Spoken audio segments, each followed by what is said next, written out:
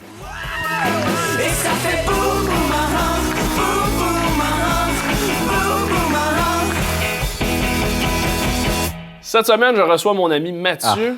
Mathieu, t'es allé voir encore un film Oui. au cinéma, dépenser encore de l'argent pour nous. Ben oui, mais regarde, c'est ça ma chronique. Je vois des films. Ben oui. Avant qu'on commence, tu sais que c'est mon anniversaire. Oui. Mais moi, je fais des cadeaux à ma fête. Oh, tabarnak. Je te laisse le choix d'une belle poire que j'ai amenée. Oh là là. La rouge ou ça, le... Je vais prendre la verte. La verte. Hey, merci. Parfait. Merci énormément. Bonne fête. Ben merci. Merci du cadeau. de quoi tu me parles?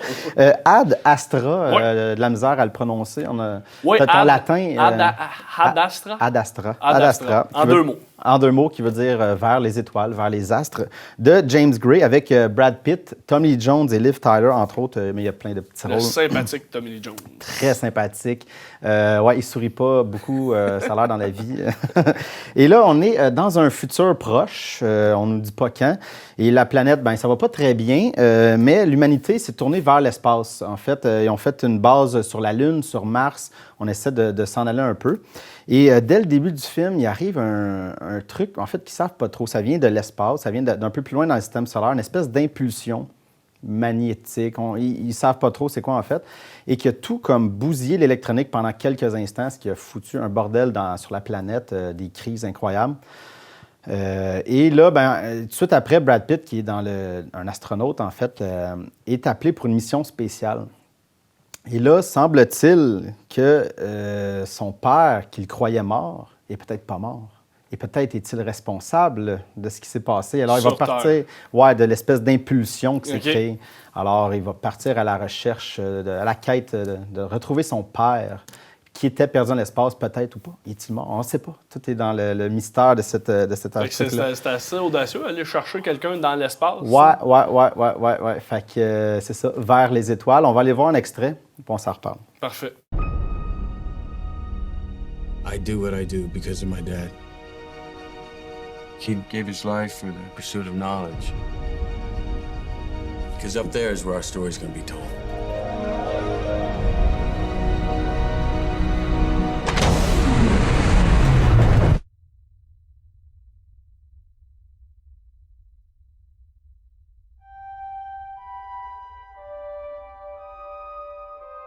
This is a top-secret psychological evaluation.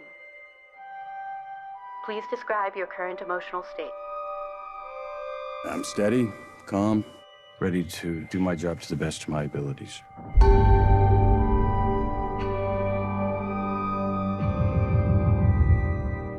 I will remain calm. I will remain focused. You look just like your dad there. He was the first man to the outer solar system. He was a pioneer. But there was much more to him than that.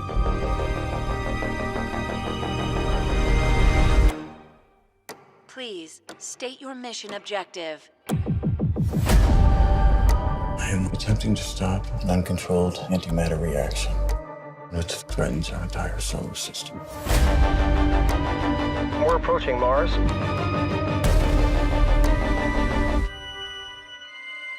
Spacecom believes my father's responsible.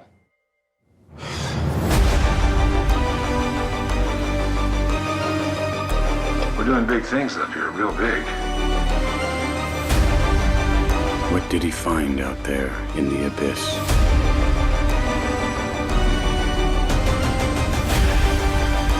The enemy up here is not a person or a thing. It's the endless void.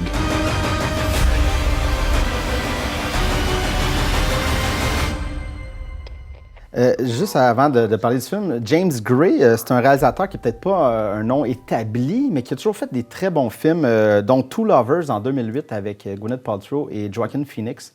Un superbe film. Il a souvent fait des films à plus petite échelle. Il y a des petits films très intimistes et beaucoup de films, en fait, sur la famille, les liens de famille, et qu'on retrouve ici, en fait, avec La quête du père. Et là, c'est peut-être son film, en fait, le plus gros budget, le plus audacieux, mais qui reste en même temps très intimiste. Parce que malgré le fait qu'on va sur la Lune, on va sur Mars, l'espace, les trucs comme ça, mais le film est sur Brad Pitt. Et la quête écoute, t'as comme quelqu'un qui croyait son père mort depuis 27 ans, qui se fait dire peut-être qu'il n'est pas mort, puis peut-être que finalement, il n'est pas gentil non plus. Et il y a quelque chose d'intéressant dans cette quête-là. C'est on est quasiment dans la mythologie grecque, tu sais, l'espèce de je vais aller chercher mon père, tu sais, qui est dans l'espace, ça fait comme un dieu, tu sais. Parce que son père, tout le monde le voit comme le plus grand héros américain parce qu'il est allé à la découverte de l'espace. Puis c'est l'humain qui est allé le plus loin dans l'espace. Alors tout le monde l'encense. Il y a un revirement de situation. Oui, puis là, finalement, peut-être pas. Puis pourquoi il ferait ça? Puis c'est ça, j'imagine que toi, tu le sais, vu que tu as vu le film. J'ai vu le film, mais Y a-tu des pistes qui nous prouvent... tu sais, il y a quelqu'un qui sonne la sonnette d'alarme. Oui, bien, c'est l'équipe, justement, de l'agence spatiale qui va le chercher, qui dit « Ouais, ton père... » Tu sais, là, tu te rends compte qu'eux, ils savent peut-être des choses, mais tout le film, puis là, je ne le dirai pas, parce que tout le film est là-dessus, tu sais... Brad Pitt est souvent tenu un peu dans l'ombre. On ne dit pas tout. Aide-nous, mais on t'aidera pas. On ne dira pas trop. Mais le film est basé là-dessus, fait que j'en dirai pas plus. Mais évidemment qu'il y a une résolution à la fin. Et ça, comme je disais, il y a un ton très, très intimiste et qui est très intéressant, justement. Le côté, comme il va sur la Lune, c'est beau visuellement. Ah, les images sont incroyables. Tu me disais qu'on pouvait même aller le voir en IMAX. Oui, c'est sorti en IMAX. Moi, je ne l'ai pas vu en IMAX, mais je vous le conseille parce que tout le long du film, je m'en voulais de ne pas avoir été dans une salle IMAX parce que c'est sûr qu'on sent le côté immense, le vide. Surtout en IMAX, ça doit être quand il fait la chute. Là, impressionnant, oui. Quand la chute, quand il tombe, ça, c'est le début du film. C'est une mise en scène, écoute, comme ces autres films, c'est une mise en scène sobre, efficace, simple, mais qui va chercher vraiment tout le travail de Brad Pitt qui est excellent dans ce film-là. Puis d'ailleurs, il est excellent dans à peu près tout ce qu'il fait. C'est souvent un acteur sous-estimé, Brad Pitt. Juste à cause de son nom, on dirait. Brad Pitt, c'est facile comme à niaiser. Oui, c'est ça. Mais... Puis tu sais, comme en début de carrière, il était tout le temps dans les revues comme le plus beau gars. Puis il faisait Légende d'automne au début, mais reste que c'est un acteur qui est vraiment bon, qui est peut-être pas le meilleur qu'on a vu, mais qui fait tout le temps une bonne job. Et là-dedans, il est incroyable parce que la caméra est sur lui presque au complet. On le suit dans tout son truc. Et c'est comment il deal avec toute justement la recherche de son père et tu vois la montée dramatique qui est très, très intéressante de ce côté-là. Et on a parlé brièvement tantôt de la beauté des images. Si vous avez vu Interstellar, il y a beaucoup de monde qui ont vu Interstellar, c'est le même directeur photo. Au début, moi, je pensais que c'était Interstellar 2. C'est ça, mais ça donne un feel. C'est le même directeur photo, c'est Hoyt Van Hoytema, qui travaille maintenant presque exclusivement avec Christopher Nolan, justement, qui a fait Interstellar. Il a fait Dunkirk, et là, il est en train de réaliser le prochain Nolan, qui devrait sortir l'année prochaine. Okay. Et fait qu'on a cette esthétique-là d'Interstellar, puis même... Parce qu'au début, je ne savais pas. C'est quand j'ai vu le générique, je fais « Ah, c'est lui », mais tu sais, pendant le film, il y avait des plans que je fais ça... C'est juste qu'on a changé Matthew McConaughey pour Brad Pitt.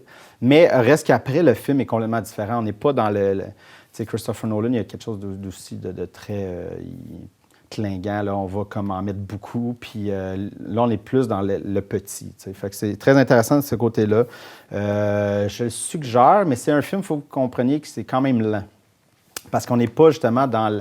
Il y a des scènes d'action, on est tout le temps amené à suivre le truc, mais c'est pas... on n'est pas dans Interstellar, puis les gros violons, puis la grosse affaire. Il n'y aura pas de la bagarre. Puis, non, pas vraiment. Puis on est vraiment dans la réflexion, puis même qu'il y a beaucoup de voix off. Tu sais, c'est Brad Pitt, il est sur la Lune, mais il fait juste réfléchir à son père, puis on a les pensées de qu'est-ce qui se passe, pourquoi, qu'est-ce qu'ils veulent. Tu sais, puis on suit cette quête-là. Il y a peut-être la fin, là, on ne sait pas si c'est le réalisateur, les producteurs, parce que souvent les producteurs ils mettent la main là-dedans, mais il y a peut-être une surexplication à la fin qui n'était pas nécessaire. Parce qu'on comprend très bien. Bon, on comprend. Puis à un moment donné, je veux dire, il faut faire confiance à l'intelligence du monde. Puis c'est bon des fois aussi d'avoir une réflexion, sa propre réflexion face à un film. Puis on comprend, tu n'as pas besoin de nous faire « Ah, tu sais, voici, on met le spotlight », comme on comprend. C'était ça le punch! C'est ça. Laisse-nous y aller là-dedans. C'est peut-être le petit côté négatif, mais écoute, les critiques partout sont excellentes. Ça parle déjà d'Oscar. Je pense pas que ça va gagner, mais ça va être dans la course. Ne serait-ce que Brad Pitt, peut-être, pourrait avoir peut-être une nomination. On verra avec ce qui s'en vient. Mais c'est sûr que contre le Joker, dans une couple de semaines, avec Joaquin Phoenix, je pense que ça va être dur de gagner. Déjà encensé. Ouais, c'est ça. Non, mais je vous le suggère. Vous allez avoir un bon moment. Puis t'as quelques suggestions? Oui, j'en ai une, en cette fait. semaine. Un film québécois de Louis Bélanger. Louis Bélanger, il a fait Gaz Bar Blues, qui est comme un classique québécois, là, avec Serge Thériault là-dedans. C'était tellement un beau film, tellement un beau film. Et là, il revient avec Vivre à 100 000 à l'heure. Et là, il va un peu dans les plates-bandes de Ricardo Troggi avec ses 1981 et tout ça. Il fait l'histoire de son adolescence, de son passage d'adolescence à adulte. Lui et ses deux amis, puis on fait des petites affaires croches d'adolescents, de vendre un peu de drogue, puis de traîner dans les affaires. Mais ça me semble très intéressant. Louis Bélanger, c'est tout le temps un cinéma qui est divertissant, qui fait du bien, même si c'est des sujets des fois un peu lourds. Mais là, ça a l'air un peu rigolo avec les jeunes. Fait que, oui, c'est à surveiller. Fait que tu vas aller nous voir ça en fin de semaine. Soit ça, ou je vais aller voir Il pleuvait des oiseaux, là, qu'on parlait la semaine passée, le film avec Rémi Gérard, là, qui cartonne au box-office encore. OK. Ben, il y a un des deux, je vais essayer d'aller voir. Là, Ouais. Parce que je t'avais promis d'aller voir Hit. Ouais. J'ai pas tenu ma parole, mais c'était ma fête. Je me suis dit, Ouais. regarde, Je veux pas avoir peur à ma fête. je veux pas avoir peur à ma fête. Fait que je vais aller voir un film Ouais.